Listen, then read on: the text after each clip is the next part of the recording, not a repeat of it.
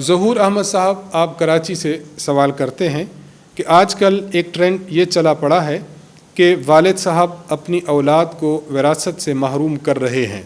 مثلاً اخبار میں ایک خبر دے دی کہ میرا فلاں بیٹا میری جائیداد سے محروم ہوگا، میں اس کو اپنی جائیداد سے آگ کرتا ہوں۔ میرا سوال یہ ہے کہ کیا ایسا کرنا درست ہے، اور کیا ایسا اشتہار دینے سے وہ اولاد میراث سے محروم ہو جائے گی؟ ایسا کرنا شرعی طور پر درست نہیں ہے۔ اگر کوئی والد، اگر کوئی مورث اپنے کسی وارث کو، اپنی کسی اولاد کو اپنی وراثت سے محروم کرنا چاہتا ہے اور اس کے لیے اشتہار دے دیتا ہے تو ایسا کرنا ناجائز اور حرام ہے۔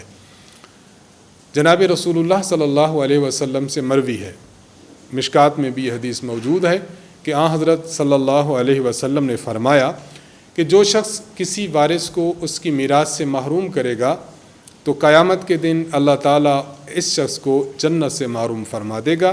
اس لیے ایسا کرنا شرعاً جائز نہیں ہے۔ اور جہاں تک آپ کے دوسرے سوال کی بات ہے کہ ایسا اگر کسی نے کر لیا، اشتہار دے دیا، تو کیا اس سے وہ بچہ اپنے والد کی میراث سے محروم ہو جائے گا یا نہیں؟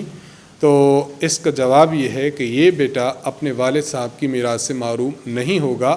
والد صاحب کی وفات پر جس طرح باقی بیٹوں کو اور باقی اولاد کو اس کی وراثت سے حصہ ملے گا، تو اس بندے اور اس بچے کو بھی اپنے والد صاحب کی وراثت سے حصہ ملے گا۔